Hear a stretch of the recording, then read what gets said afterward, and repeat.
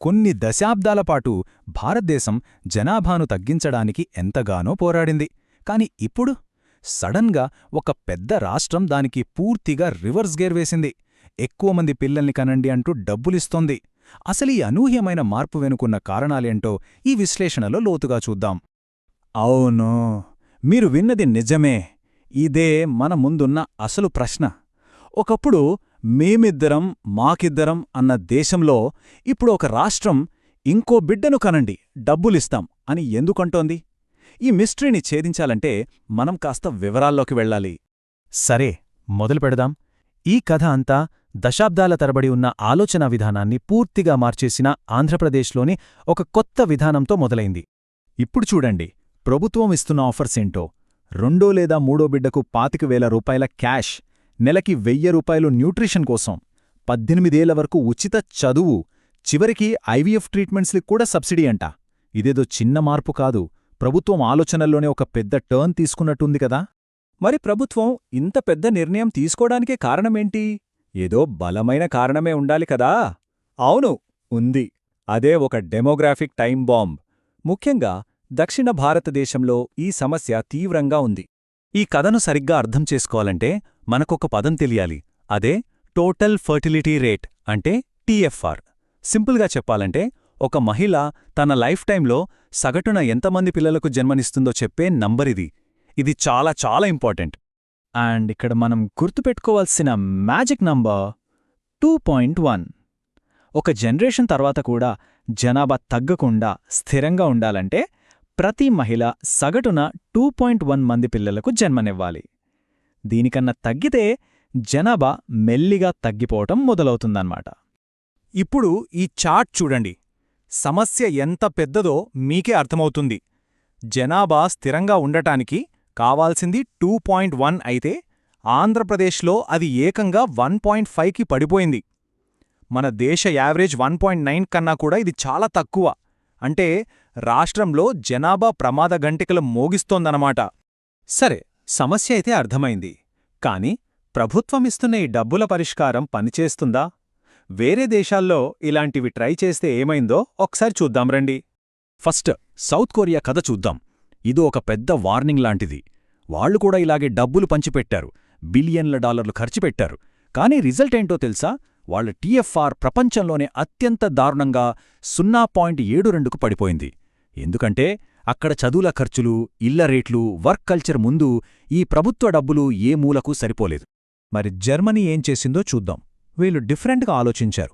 డబ్బులు చేతిలో పెట్టడం కన్నా పేరెంట్స్ సెలవులో ఉన్నప్పుడు వాళ్ల జీతం పోకుండా చూడటం, మంచి క్వాలిటీ ఉన్న ప్రభుత్వ చైల్డ్ కేర్ సెంటర్ల మీద భారీగా ఇన్వెస్ట్ చేయడం లాంటివి చేశారు. రిజల్ట్, వాళ్ల ఫర్టిలిటీ రేట్ నెమ్మదిగానైనా స్థిరంగా పెరిగింది. దీన్ని బట్టి ఏమర్థమవుతోంది? చేతిలో డబ్బు పెట్టడం కన్నా సిస్టమ్ని సరిచేయడం ముఖ్యం. అయితే ఈ కథలో ఇంకో పెద్ద ట్విస్ట్ ఉంది. ఈ పాలసీ కేవలం జనాభాను పెంచడానికే కాదు, దీని వెనుక ఒక పెద్ద రాజకీయ లెక్క కూడా దాగి ఉంది. ఆ అసలు కథేంటో ఇప్పుడు చూద్దాం. ఈ పొలిటికల్ గేమ్ని అర్థం చేసుకోవాలంటే మనకు డీలిమిటేషన్ అనే పదం తెలియాలి. సింపుల్గా చెప్పాలంటే జనాభా మారినప్పుడల్లా రాష్ట్రాలకి పార్లమెంట్లో ఎంపీ సీట్లను మళ్లీ సర్దుబాటు చేస్తారు. ప్రతి ఎంపీ కింద దాదాపు ఒకే సంఖ్యలో ఓటర్లుండేలా చూడటమే దీని ఉద్దేశం. ఈ టేబుల్ ఒక్కసారి జాగ్రత్తగా చూడండి. జనాభాను కంట్రోల్ చేసినందుకు సౌత్ ఇండియా రాష్ట్రాలకు ఎలాంటి శిక్ష పడబోతోందో ఇది చూపిస్తుంది. 2026 తర్వాత కొత్త లెక్కలు వేస్తే ఉత్తరప్రదేశ్కి ఏకంగా 17 సీట్లు పెరగొచ్చు. కానీ మన సౌత్లో తమిళనాడుకి 8, కేరళకి 6, ఆంధ్రప్రదేశ్కి 5 సీట్లు తగ్గిపోవచ్చు. ఇది కేవలం సీట్లు తగ్గడం కాదు, పార్లమెంట్లో సౌత్ రాష్ట్రాల గొంతు తగ్గడం, నిధుల కేటాయింపులో వాటా తగ్గడం అన్నమాట. సరే, ఈ పెద్ద పెద్ద రాజకీయాలు పక్కన పెడితే అసలొక మిడిల్ క్లాస్ ఫ్యామిలీకి ఒక బిడ్డను పెంచాలంటే ఎంత ఖర్చవుతుంది? ఆ వాస్తవాలు చూద్దాం. గుర్తుంచుకోండి, ప్రభుత్వం ఇస్తానంటున్న ప్రోత్సాహకం 25,000 రూపాయలు. కాని ఈ రోజుల్లో ఒక బిడ్డను పెంచి, చదివించి, పెద్దవాళ్లను చేయడానికి అయ్యే ఖర్చు సుమారుగా 45 లక్షల రూపాయలట. ఇప్పుడు చూడండి, ప్రభుత్వమిచ్చే 25,000 ఎక్కడా? ఈ 45 లక్షలెక్కడా? ఈ ఖర్చుల సముద్రంలో ఆ ప్రోత్సాహకం ఒక చుక్క మాత్రమే. డబ్బు ఒక్కటే కాదు, ఇంకో పెద్ద సమస్యే ఉంది. అదే మదర్హుడ్ పెనాల్టీ. అంటే పిల్లలు పుట్టిన తరువాత ఒక మహిళ తన కెరియర్లో జీతంలో ఎంత వెనక్కి వెళ్ళిపోతుందో చెప్పేది. ఈ నష్టం ముందు ప్రభుత్వమిచ్చే ఏ చిన్న ప్రోత్సాహకమూ సరిపోదు. మంచి ఉద్దేశంతో చేసిన పనులు కూడా ఎలా రివర్స్ కొడతాయో చూడండి. 2017లో ప్రెగ్నెంట్ మహిళలకు సెలవును 26 వారాలకు పెంచారు. మంచిదే, కాని ఆ డబ్బుల భారాన్ని కంపెనీల మీదే వేశారు. దాంతో ఏమైంది? కంపెనీలు అమ్మాయిలను ఉద్యోగంలోకి తీసుకోవడమే తగ్గించేశాయి. ఫలితంగా మహిళల ఉద్యోగాలు 10% పడిపోయాయి. ఇదొక పెద్ద గుణపాఠం. ఓకే, ఇప్పటిదాకా సమస్యల గురించే మాట్లాడుకున్నాం. మరి అసలు పరిష్కారాలేంటి? ప్రపంచవ్యాప్తంగా ప్రూవ్ అయిన సొల్యూషన్స్ ఏంటో ఇప్పుడు చూద్దాం. గ్లోబల్ ఎక్స్పీరియన్స్ ఏం చెప్తోందంటే, జనాభాను స్థిరంగా ఉంచాలంటే కొన్ని పనులు చెయ్యాలి. 1. అందరికీ అందుబాటులో తక్కువ ఖర్చుతో మంచి చైల్డ్ కేర్ సెంటర్లు పెట్టాలి. 2. ప్రైవేట్ స్కూల్స్కి దీటుగా ప్రభుత్వ స్కూల్స్ని డెవలప్ చెయ్యాలి.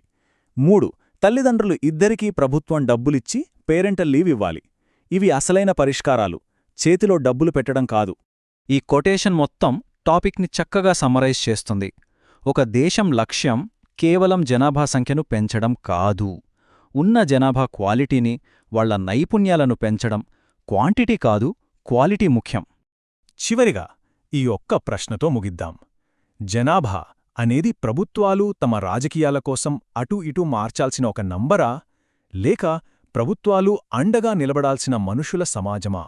దీని గురించి మనం ఆలోచించాల్సిన అవసరం ఎంతైనా ఉంది.